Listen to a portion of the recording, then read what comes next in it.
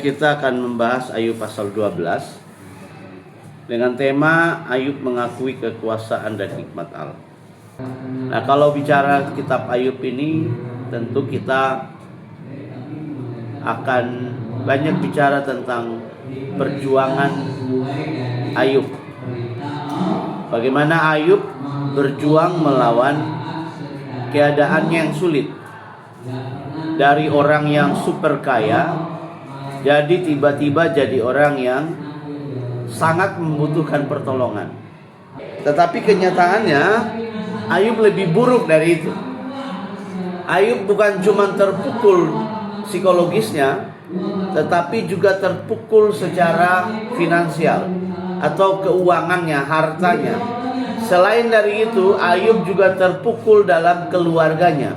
Karena itu menjadi tantangan tersendiri ketika dia harus bangkit dari keadaan yang sulit. Kita mungkin belum pernah sekaya Ayub. Saya juga nggak tahu kalian sekaya Ayub atau.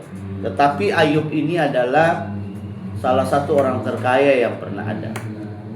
Karena dia diceritakan bahwa dia orang paling kaya di timur pada masa itu. Jadi Ayub adalah salah satu orang super kaya. Tapi keadaan itu membuat dia jadi orang kaya pengemis. Borok dari kepala sampai kaki. Ditinggalkan oleh keluarga, anak mati semua, sisa istri. Tapi istrinya juga istri tipe pengkhianat. Nah, istri pengkhianat kayak begini, akhirnya tinggalkan dia juga. Menghadapi kesulitan itu sendiri, dia harus bertahan dengan berpaut dan berpegang kepada Tuhan. Sudah begitu menderita, temannya Elifas dan kawan-kawan itu datang menyalahkan dia lagi.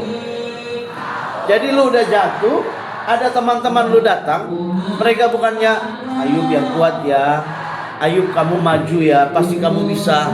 Kamu pasti bisa menang Ayub. Tapi mereka datang lalu mereka bilang, gara-gara lu nih Ayub, pasti dosa lu banyak ini. Dan seterusnya. Itu kalau teman kayak gitu nyakitin. Nah, kalau ada teman model-model kayak gitu tuh, lebih baik hindari teman kayak gitu. Karena ada teman yang cuman ada di waktu senang, di waktu susah dia nggak ada. Sehingga kita punya tanggung jawab kepada diri kita sendiri. Bahwa saya harus membangun diri saya seperti yang Tuhan mau. Jangan sampai anak-anak kalian tidak punya tanggung jawab terhadap diri sendiri. Ketika kamu belajar buat dirimu. Kamu gak belajar buat orang lain. Ketika kamu setia, ketika kamu tekun, ketika kamu sungguh-sungguh, itu buat dirimu sendiri. Bukan buat papamu, bukan buat mamamu. Itu kesadaran itu harus ada di otakmu, di hatimu, di pikiranmu, di perasaanmu. Ayub sadar benar bahwa dia punya kebaikan itu bukan untuk teman-temannya, tetapi untuk Tuhan. Kalau kebaikannya itu karena Tuhan, maka orang lain juga akan mengalaminya. Kayak begitu. Jadi kalau kebaikan-kebaikan yang kita lakukan itu karena digerakkan oleh Tuhan, karena alasannya Tuhan, maka kita bisa tampil benar dan baik. Ayub mengakui benar bahwa Tuhan adalah segala-galanya. Ayub mengakui benar bahwa Tuhan punya andil besar dan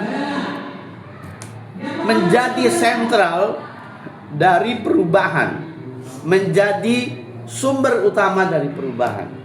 Dia bisa mendatangkan kegelapan kepada terang ataupun terang kepada kegelapan. Dia juga bisa menjatuhkan orang, dia juga bisa mengangkat orang. Ada orang yang hidupnya susah, sulit, luar biasa, tapi tekun, setia, dia terus ikut Tuhan. Tiba-tiba beberapa waktu kemudian jadi orang yang luar biasa. Orang yang hebat, orang yang sangat diberkati. Ada orang yang begitu kaya, hebat, tetapi kemudian dia melupakan Tuhan, tinggalkan Tuhan. Suatu waktu dia jatuh, kemudian dia jadi miskin, keturunannya habis hancur semua. Nah, karena itu penting sekali kita memahami, kita mengerti, dan kamu bisa memberi diri kepada Tuhan. agar hidupmu bisa menjadi berkat buat orang lain. Minimal berkat di rumahmu sendiri. Ya.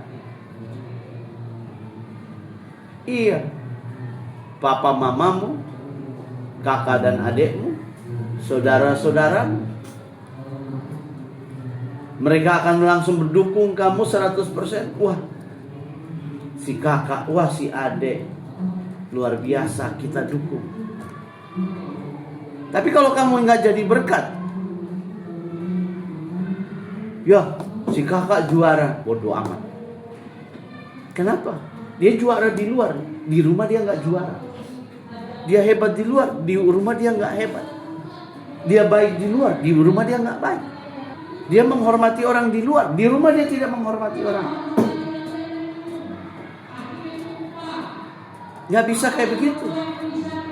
Kamu seperti luar biasa, pahlawan hebat di luar sana, tapi tiba-tiba sampai di dalam rumah, kamu nggak jadi berkat di dalam rumah.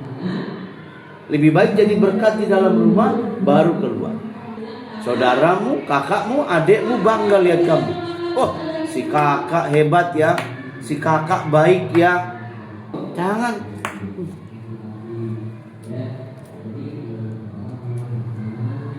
Kamu harus bisa jadi hebat di dalam rumah dan di luar.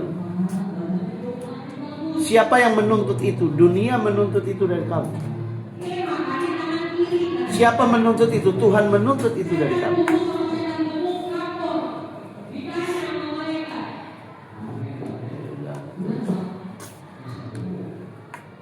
Nah, jadi perhatikan itu baik-baik. Di sekolah, di luar sana berprestasi, nilai bagus, berteman bagus dan seterusnya. Di gereja bisa, di rumah bisa, di keluarga juga bisa.